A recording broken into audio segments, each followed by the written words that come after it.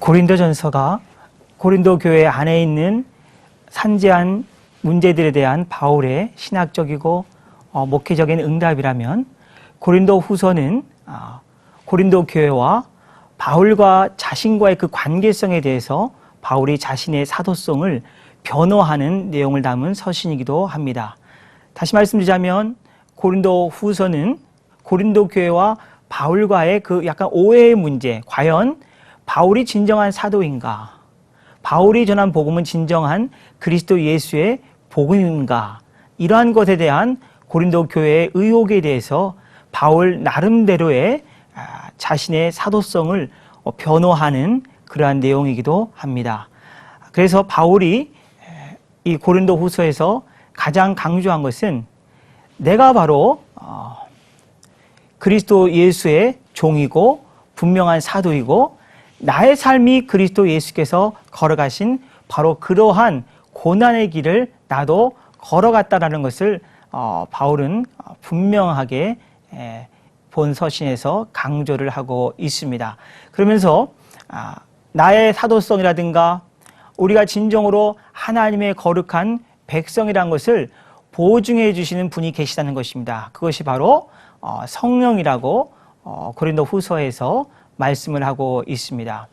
고린도 전서에서는 전서 3장 6절이라든가 6장 19절에서 바울은 우리 안이 하나님의 영이 거하시는 성전이라는 것을 강조하면서 고린도 교회 문제를 이 성령의 전, 즉 거룩한 공동체의 개념으로 문제를 해결했지만은 고린도 후서에서는 성령 개념을 또 다른 개념인 보증으로 설명을 하고 있습니다.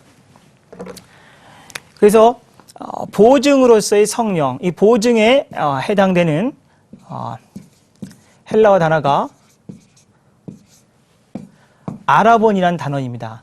이 아라본이라는 단어는 그야말로 우리가 집을 살 때나 뭐 물건을 할 때 이 보증금이라는 말을 흔히 쓰죠. 예, 보증한다. 이 보증하는 것으로서 보증금을 우리가 제시를 하죠. 그래서 내가 집을 전세로 할 때나 집을 매매할 때 우리가 보증금을 내서 내가 반드시 이 집을 계약할 것이고 내가 이 집에 들어와 살 것이고 이 집을 살 것이라는 것을 보증하는 것처럼 이 성령께서 보증 아라본이 되신다는 것입니다. 무엇을 보증하는 것입니까? 우리가 하나님의 거룩한 백성임을 성령이 보증하는 것입니다. 내가 바로 진정한 그리스도 예수의 종, 그리스도 예수의 사도라는 것을 성령께서 보증하신다는 것입니다. 성령께서 우리를 인치시는 것이죠. 성령께서 우리를 인치셔서 우리가 하나님의 백성이라고 도장을 꽝꽝 찍으시는 것입니다. 성령의 인치심, 그 성령의 인치심이 또한 우리를 하나님의 거룩한 백성이요, 우리에게 하나님께서 영원한 생명, 영생을 분명하게 예비해 놓을 것이라는 것을 바로 이 아라본, 보증이신 이 성령을 통해서 하나님께서 우리에게 말씀을 하신다는 것입니다. 이것은 사도 바울의 독특한 성령 이해라고도 볼 수가 있습니다. 그래서 우리는 이 말씀을 통해서 우리가 이 세상을 살아갈 때 우리가 비록 힘들지만은 이미 우리 안에 성령이 내주하셔서 성령이 친히 모든 것을 보증하시는 것입니다. 너 염려하지 말라. 내가 너를 인쳤고 너는 나의 백성이고 너는 나의 기업이고 내가 하늘에 너를 위해서 분명한 영원한 처소를 준비할 거니까 너는 너의 미래에 대해서 아무 염려나 불안, 두려움 갖지 말라 하면서 성령을 알아본 보증으로 하나님께서 우리에게 보내주셨다는 것입니다. 바울에게 있어서 이러한 성령 개념은 굉장히 중요하죠. 자신을 보증하시는 분이 바로 성령 하나님이시다. 자신을 그리스도 예수의 사도로 부르신 분이 하나님이시고 예수 그리스도이지만은 이 모든 것을 친히 주장하시고 이끌어 가시면서 바울의 사도권을 진정으로 힘을 실어주시면서 변호해 주시는 분이 바로 성령 하나님이시기 때문에 이 보증의 보증으로서의 성령 개념은 신학적으로, 목회적으로 매우 중요한 의미가 있다고 하겠습니다. 그러면서 바로 이어서 자신이 진정한 그리스도 예수의 사도라는 것을 사도 바울이 무엇을 통해서 얘기를 하고 있냐면, 여기서도 역시 약함의 영성을,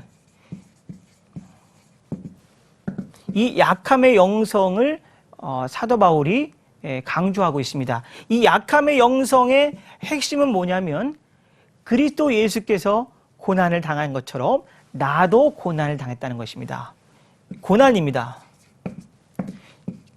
십자가지요.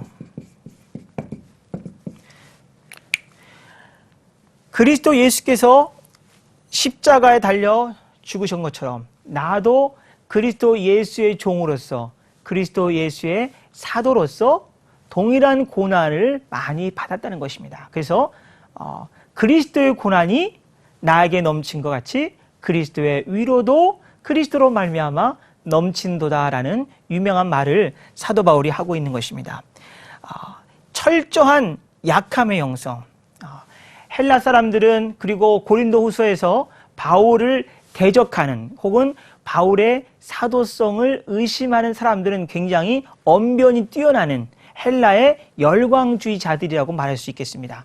그들은 많이 배웠고 언변도 뛰어나고 어쩌면 외모도 출중할 수도 있었을 것입니다. 그리고 그들은 고난받는 자리에 서는 것을 그렇게 원치 않았을 것입니다. 하지만은 사도 바울은 자신의 사도성을 철저하게 변호하면서 그 변호의 중심에 바로 이 약함의 영성, 나도 그리스도 예수로 인해서 내가 사도로 부르심을 받았기 때문에 나의 모든 복음을 전하는 과정 속에서 나는 엄청난 고난을 받았다는 것을 이야기를 하고 있는 것입니다. 그래서 고린도 교회가 자신의 사도성을 의심하는 그러한 상황에 처해 있을 때 절대로 그렇지 않다.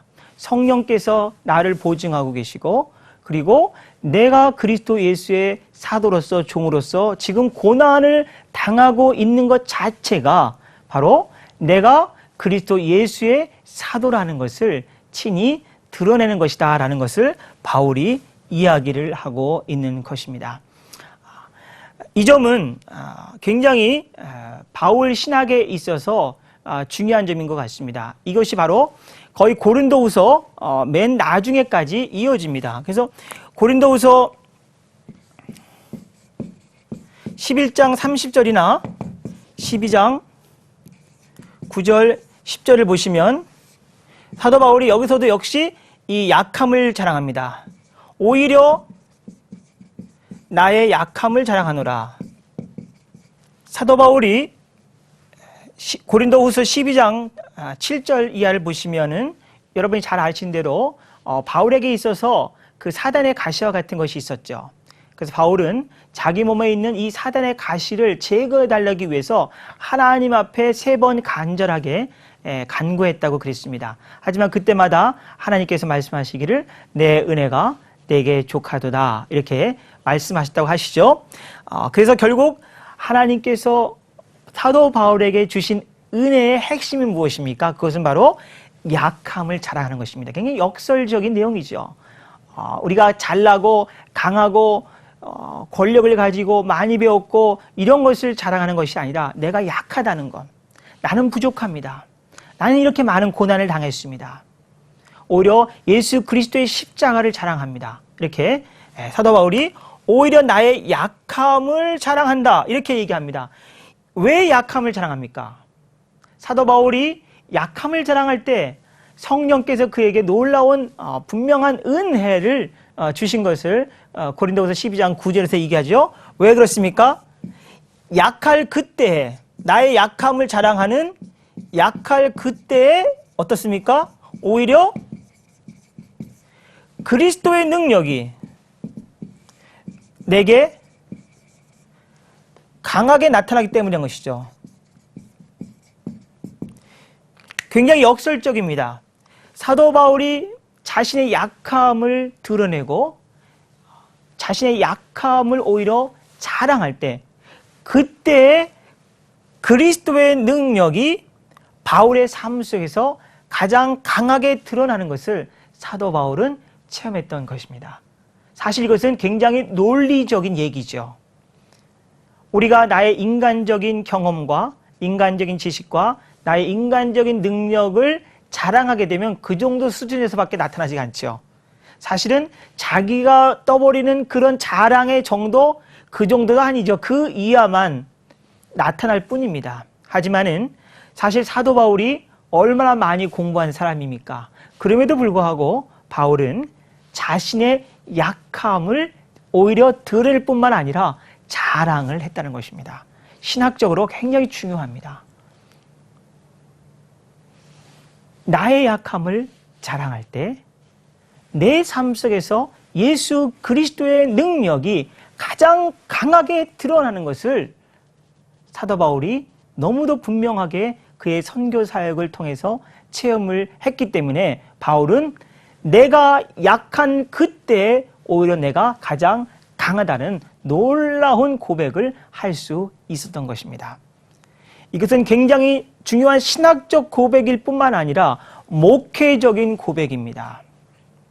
우리의 삶 속에서 우리가 그리스도 예수의 능력이 내 안에서 가장 강하게 드러나기를 원한다면 오늘 이 고린도 후서 12장 9절 10절의 말씀처럼 우리도 사도 바울처럼 나의 약함을 가장 드러낼 때만이 그리스도의 능력이 내 삶 속에서 가장 강하게 드러난다는 것을 우리가 다시 한번 깨닫기 원합니다.